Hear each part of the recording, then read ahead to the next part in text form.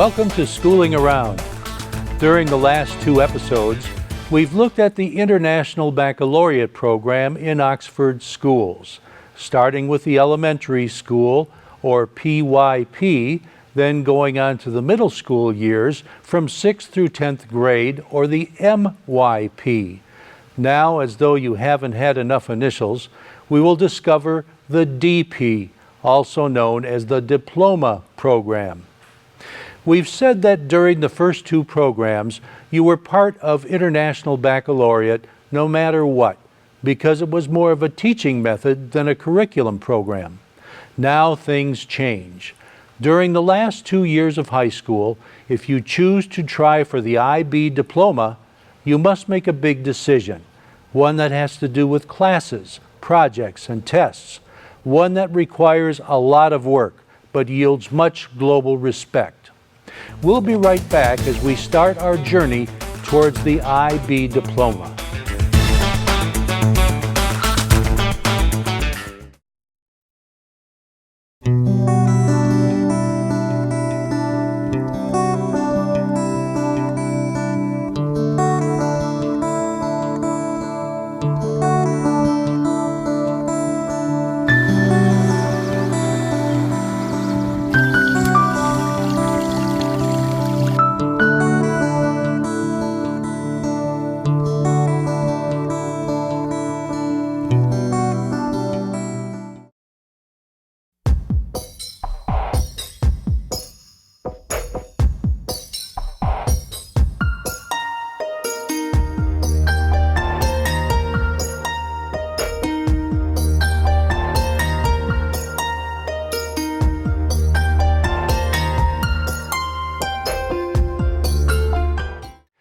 Todd Dunkley is the principal of Oxford High School. He's been here right from the early stages of the IB program. He gives us some insight into its progression and importance in our world. So there's two things. Let's go back to MYP. MYP, as I had stated when describing DP a little bit, it's an approach and a view of your education that's not so static about what you do with the curriculum. Too much for so much of the traditional decades have been, I'm going to learn this, test out on it, and I may take some of those skills with me, but I have a basic knowledge. MYP begs us to do much more with it. It begs us to, number one, work with somebody else, understand their differences, not just here locally, but even globally, so I can be prepared to work with a variety of other people and their skills for a common consensus. Traditional education has not called upon us to do that. So you come out of NYP with understanding your curriculum in a much broader sense and being able to apply it in your world immediately, much more than is ever called for. And then from there, if you go into the DP program, you are definitely prepared for Tier 1 colleges and a capacity of work that is really sought after by colleges, type of employment where your careers are going. That's the student we want, that research-based thinker who knows how to work with other people. It's highly, highly regarded in universities around the world. And keep in mind, IB is a worldwide program. So if you were to move from another country, from France, and drop into the United States here in Oxford, it's the same program, the same transfer of credits. Your language shifts, everything else is the same. Assistant High School Principal Kurt Noose is the administrator of the IB program. He talks about its development and importance to the student. So Oxford started pursuing the program 4 or 5 years ago, and we went through an exploratory phase. We were involved with model schools at the time, and we saw IB as a way to really kick up our model schools program, which is real-world relevant thinking, getting critical thinking into the classroom, reading and writing, and providing those real-world skills to students. And IB fit that very well. It also matches very well with the Common Core program that the nation is implementing, and particularly in the state of Michigan. So just getting our kids to a different level of rigor. It also helps us provide a unique opportunity for our students to be able to pursue any of their career choices.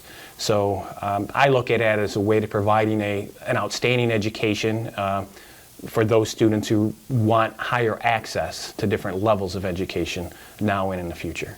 It's not for everybody, though. It is not for everybody. It is certainly for the kids with a high rigor, and not only the kids who want that high rigor and are at the upper end of the class, but it's really for the student who likes to question everything.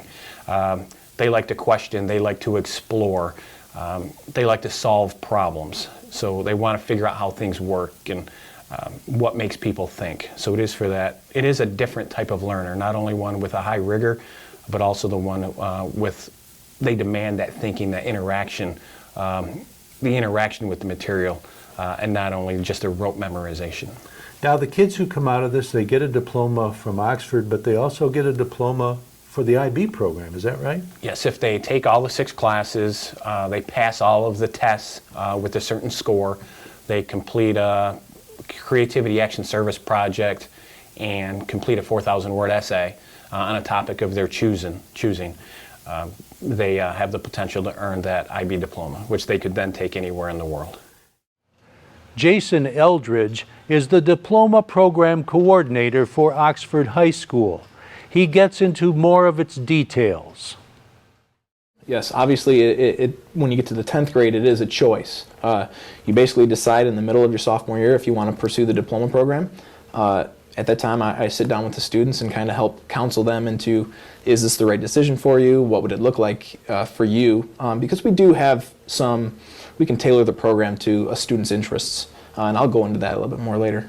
But basically, the diploma program it's a program built around the whole student. It's not necessarily just a course selection. It's not a group of classes or a way of teaching. It's ultimately, it's building the entire student. So yeah, we do have more of a set curriculum than what you noticed with the primary years program and the middle years program. But the diploma program is more of a set curriculum. We choose the classes that we want to teach. We teach the IB's curriculum, and we're assessed on that at the end of the program. I just got done our first round of 25 tests, which some kids sat for up to 16 of those. So basically, we teach this curriculum. It's based around all of the same principles as the PYP and the MYP. All the learner profile traits are kind of brought forward through the program. But just in addition to the classes, we also have an extended essay, which is an up to a 4,000-word essay that the students prepare outside of the class itself. Ultimately, they choose the subject, they choose the topic, they choose the teacher they want to work with, and they write on something that they're passionate about. So in order to get this IB diploma, this is part of the requirement, is to write this essay.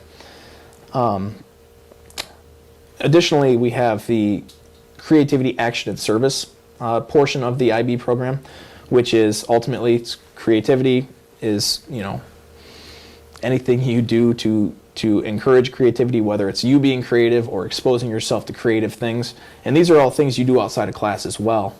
Could you give us a couple of examples? What if one or two of the kids, what have they done? We've got, as part of the program, some of the students have been a part of theater, of plays. We've got several musicians. So these could be extracurricular activities? They could be absolutely extracurriculars, Okay. whether it be marching bands or jazz band or theatrical productions. All right, I understand. Any number of things that involve the arts, being creative. It could even be drawings, painting outside of school. Things of that nature would fall under what we call creativity. And then there's also, with the S in CAS, we have service, which is ultimately the community service portion of the Creativity Action and Service. Okay. And then also within the CAS program, we also have a larger project, which the students are ultimately in charge of making that their Creativity Action and Service project, which they're the lead person. They are doing pretty much all the legwork for the CAS project. We've had people do some things with some water projects, getting water to people in Africa who don't have the means of their own. And they do this on their own, or do they form a group and do this? They are for this project, they take the lead on it. They can ask for help from other students, but ultimately they're the ones that are in charge of how everything goes, and they can ask for help and things, but they're the lead person. So basically, while I coordinate the program, we have the extended essay coordinator, which he coordinates those essays that the students write, and we have the creativity action service coordinator who coordinates all of the hours and activities and all that. So in order to be what we consider to be a diploma program candidate, you basically have to take a group of classes. You have a set number. Ultimately, IB breaks it into 6 groups. Group 1 is courses in your native language, so literature, and we teach English A, which is a literature course. So that's what they call Group 1. Group 2 is a foreign language. Here we offer both Spanish and Mandarin Chinese. Group 3 is individuals and societies. Group 4 is our sciences. Group 5 is our mathematics. And Group 6 is the arts, which IB does allow you to, if you're not necessarily an art type student, you can add another one of the groups 1 through 5.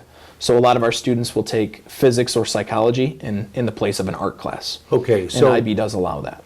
in other words, the kids have to choose from these different areas. There are certain requirements. Correct. Maybe not a specific class requirement, but they have to choose something from each of these Absolutely. classifications. Yes, in order to be considered a diploma program student candidate, they have to take courses within the groups 1 through 6. Okay, and there's the one essay, the 4,000 words? One That's big the essay. only, okay. That's the only outside of class essay that they write. Okay. Are there other essays involved? It seems like I've there heard. are a lot of essays involved with IB, Okay. whether built into the classes themselves or really the extended essay is the culmination of a big essay. It's Gotcha. a big research paper that is ultimately the culminating writing piece of the program. When you say there are other essays, what you're saying is this is part of the homework requirement of each individual class, and that these classes aren't a piece of cake.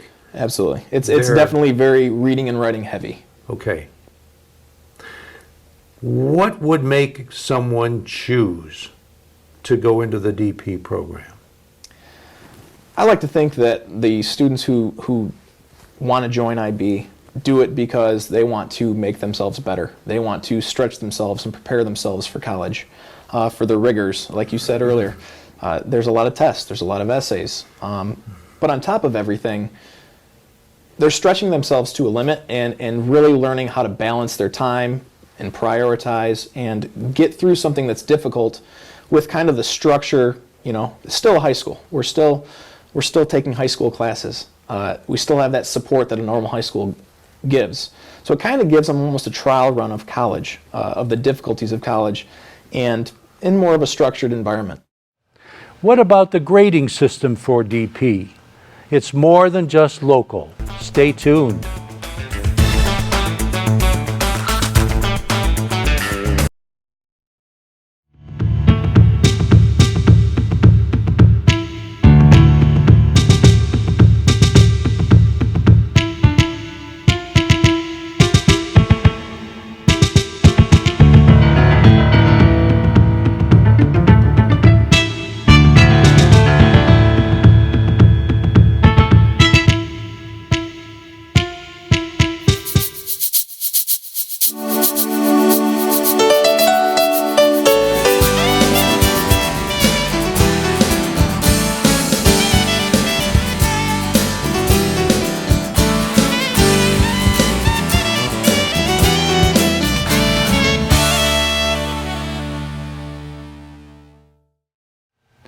DP coordinator Jason Eldridge fills us in on the interesting way these kids are graded.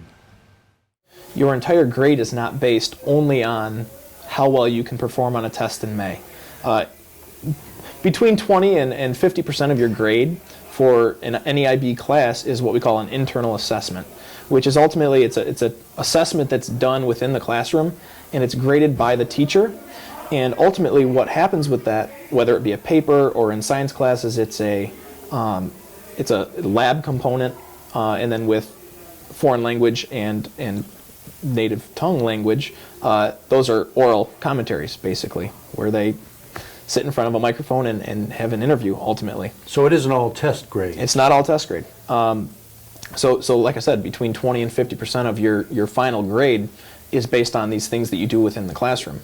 And what's kind of unique is that while our Oxford High School teachers give the grade, we actually are required to ship out a sample for what they call moderation. So the moderation that happens, basically they look at how our grades worked out, and they see if those grades we assigned were appropriate. Who do you ship it to? You name it. Other teachers throughout the world. We've shipped things to India, China, you name it. Europe. Okay, so are there a number of teachers who participate in this sort of thing? Yes. That you have the addresses to, whom you send these things to for evaluation? Yes, IB provides me with the addresses of who's going to be doing the moderation. Okay. Eventually, our teachers will probably be involved in that process as well. So that will eventually come about. So it's nice because, basically, depending on how well we graded, if we graded too hard, those moderators will actually raise all of our students' scores. If we graded too easy, it can work the other way. It can actually lower some of our internal assessment grades. But like I said, those are things that we spend a little bit more time on. You can have them, you do the rough draft, you're not pressed for time, and you really are just putting your best foot forward on those internal assessments.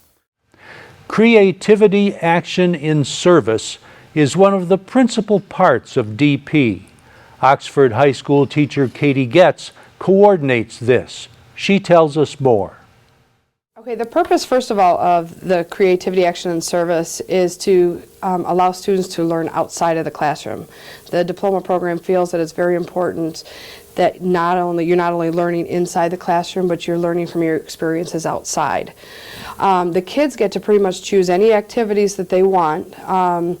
They come in and they interview with me, and we talk over things that they're doing currently that they might not even realize are related to the Creativity Action or Service. This creativity action, sir, I said community action, sir, but it involves that too. It does. Go ahead. Absolutely. Continue. It gets the kids outside in the community, not only our Oxford community, but kind of globally, thinking outside of Oxford, Oakland County, Wayne County, Michigan. We can go as far as, internationally. We have students that have gone to New York City and used some of their hours when they went and viewed the inauguration. It was their action that they did. They went out and they learned something new. They took on a new challenge. We have kids that went to Mexico or brought in foreign exchange students and had foreign exchange students for several weeks and learned about different communities, and that counts as some of their hours. So it's them learning outside of the traditional classroom from 7:30 or 7:52 in the morning to 2:52. It's them learning on the outside. But this could also include things like performing in the orchestra or absolutely. theater or a number of other things, Yep, right? they get to count all of their hours for practice that they do outside of school and any performance pieces that they do. They're taking there's 8 learner outcomes that they have to achieve within a 2-year period or 18-month period. And that includes taking on new challenges, ethical implications, working with others, collaborating, planning, or creating. So they have these 8 things that they have to try and achieve over that 18-month period. And in doing that, performing a piece or going up and doing a solo or performing with a group all is considered part of their creativity, action, and service. The other side of that is sports, or taking on new exercise programs, or trying new things in the physical aspect. Those also count as hours also. Okay, so things to make you more well-rounded mentally as well as physically so correct. far. Okay, so that accounts for the creativity part of it. Then you have the community part of it. Yes, the service piece. They want kids to go out and give back to their community, for them to work with others, so they have that service piece, which, there's no set required time. They have, it doesn't say that you have to have 100 hours or 300 hours or whatever. We have kids that did, I think, 400 different community service hours where they went out to different, areas in Oxford or in Oakland County to give back to their community.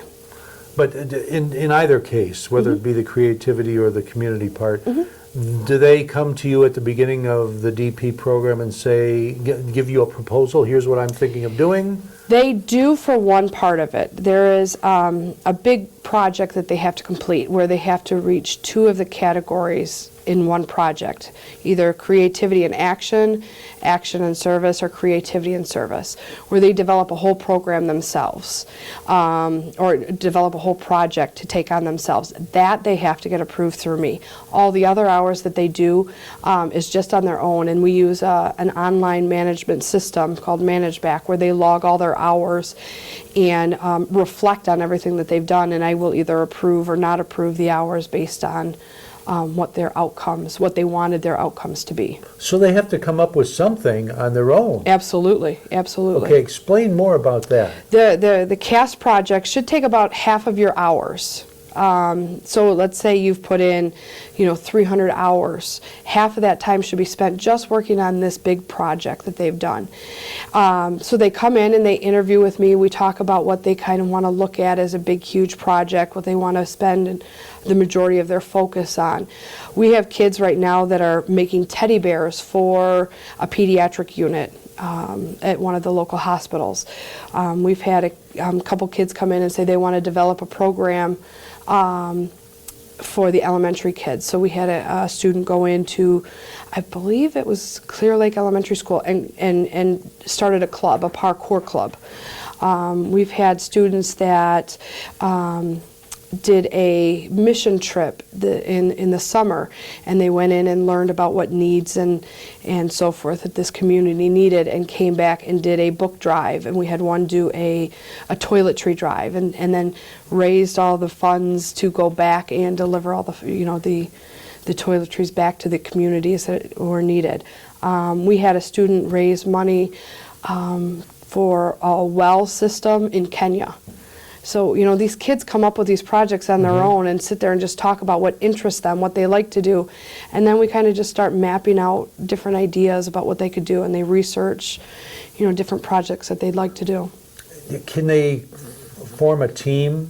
Can this be a team effort? Absolutely. We've had one group work together as a team, and that was for the Kenya water source, where they took different aspects of fundraising and communicating with our community to raise this money.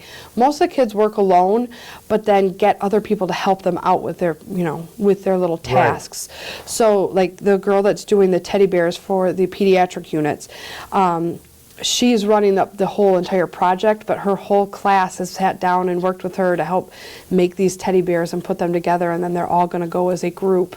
So everybody's kind of hopping on everybody else's project to help them out, and because everybody wants to see them succeed, and they get excited when they're doing these things, because they don't realize the smile that they put on people's faces when they do little things like this for somebody else. Now, I'm sure you've had a lot of wow moments in the course of what you're doing. Yeah. Has there been one wow that was bigger than any other this year? I think I had a student who I hadn't talked too much. We talked about what she wanted her project to be, and she talked a little bit about her mission trip, and towards the end of this school year she came to me, she goes, "Can we sit down, and I just want to tell you what I've done." And it just, I wasn't expecting much. I didn't know what to expect because I hadn't had much communication with her. And the amount of work that she put into this project, and the people's lives that she touched, and the people who got so excited because they got a brand new pair of socks, and just watching her excitement over the little things that she had done for this. I mean, it was just amazing to watch how excited and how into these activities the kids got. They, in the beginning of the program, they're just like, "Oh, I can't believe I have to do all this additional work." And you watch these kids go through this and put in 2,000-3,000 hours over the last 2 years, and they were like, "Oh, that was nothing. It wasn't. It was about giving back," or "I learned so much." And that's kind of been my wow moment, watching the kids' light bulbs turn on to realize that it's not always just about being in the classroom, but there's a whole world outside that they can learn from. In a moment, a look at one student's project.